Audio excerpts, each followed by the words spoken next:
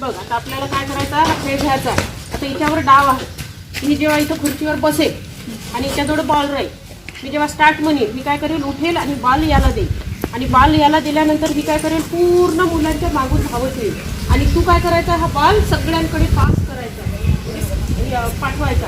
तो बॉल येण्याच्या आधी ही मुलगी आली आणि ह्या खुर्चीवर बसली तर ही आउट होणार नाही. मग दुसरीला डाव द्यावा लागेल. आणि जर तुमचा बॉल लवकर आला ही येण्याच्या आधी, तर तुम्ही समजा इथं बॉल ठेवला तर ही मुलगी आउट होईल.